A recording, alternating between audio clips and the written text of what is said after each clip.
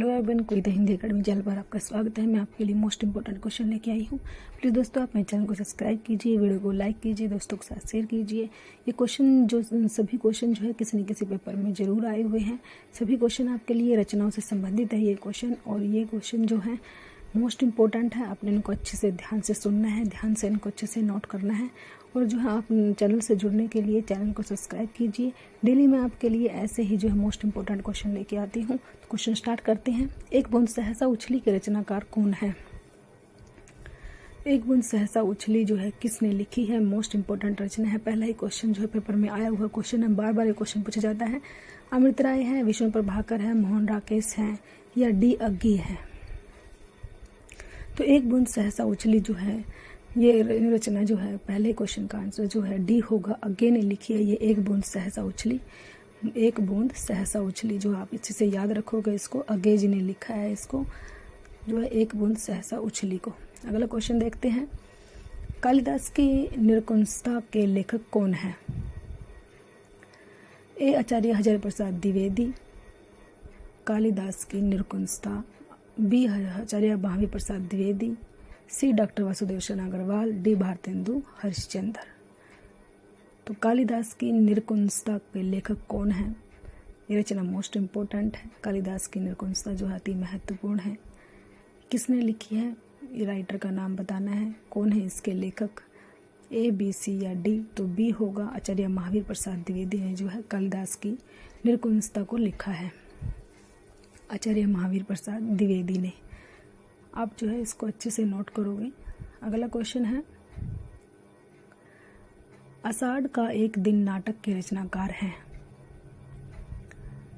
आषाढ़ का एक दिन नाटक जो है किसने लिखा है? इसके नाटककार कौन है?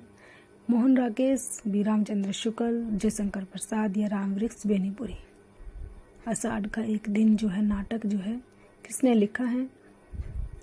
आषाढ़ का एक दिन नाटक के जो नाटककार हैं, रचनाकार हैं, वो इसका राइट आंसर होगा ए होगा। मोहन राकेश ने लिखा है इसको। आषाढ़ के एक दिन नाटक के रचनाकार को मोहन राकेश ने लिखा है। ए इसका सही आंसर हो जाएगा। ए, आषाढ़ का एक दिन जो है मोहन राकेश ने लिखा है। अगला क्वेश्चन देखते हैं। जैसे उनके दिन फिरे कहानी के लेखक हैं।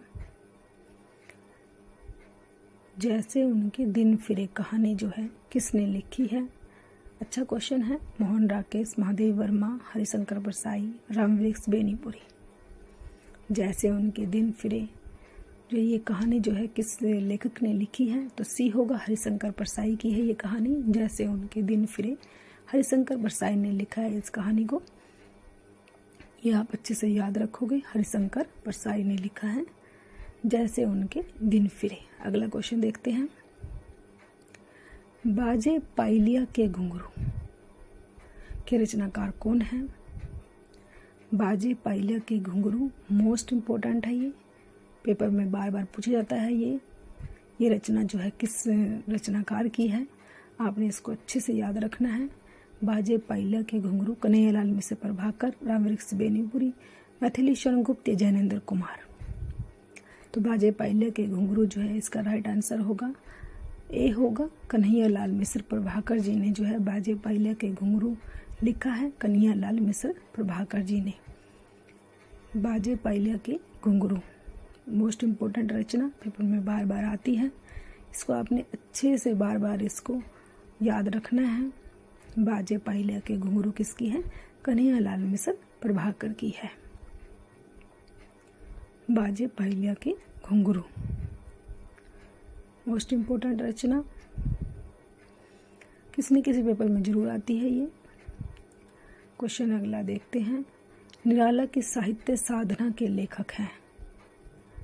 निराला की साहित्य साधना के लेखक कौन है? हरिशंकर परसाई, जैनेन्द्र कुमार, डॉक्टर रामकर वर्मा, या डॉक्टर रामविलास शर्मा? तो निराला की साहित्य साधना जो है किसने लिखी है? ए, बी, सी या डी? इनमें से बताना है किसने जो है निराला की साहित्य साधना को लिखा है। डी आंसर होगा। डॉक्टर रामविलास शर्मा ने जो है निराला की साहित्य साधना को लिखा है। डॉक्टर रामविलास शर्मा ने।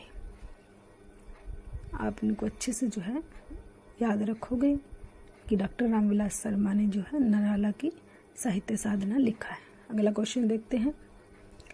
बूंद और समुद्र उपन्यास के लेखक हैं।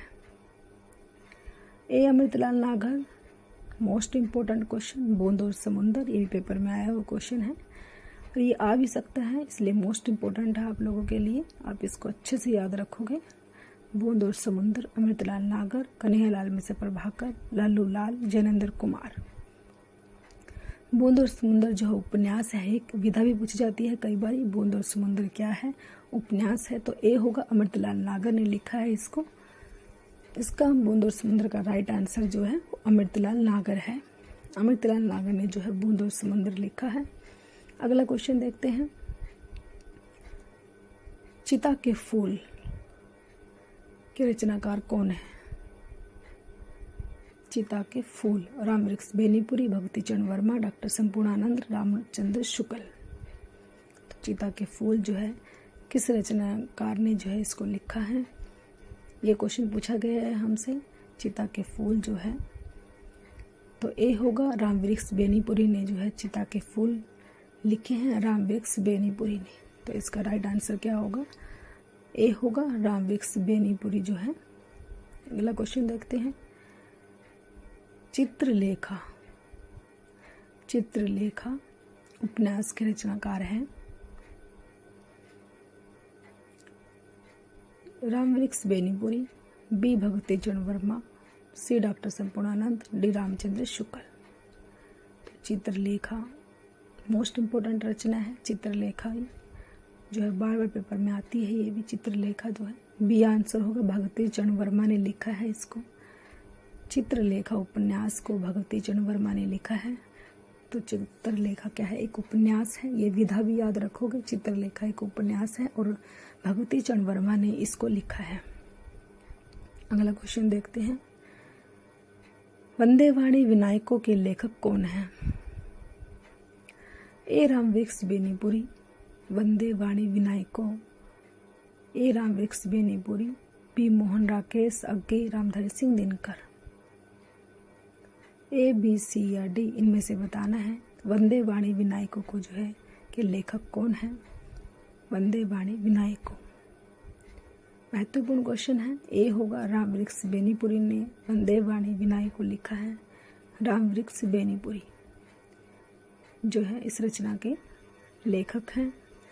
रामवृक्ष बेनीपुरी ने वंदे वाणी विनायकों लिखा है। अगला क्वेश्चन है। भूत के पांव पीछे के रचनाकार कौन है? जयशंकर प्रसाद,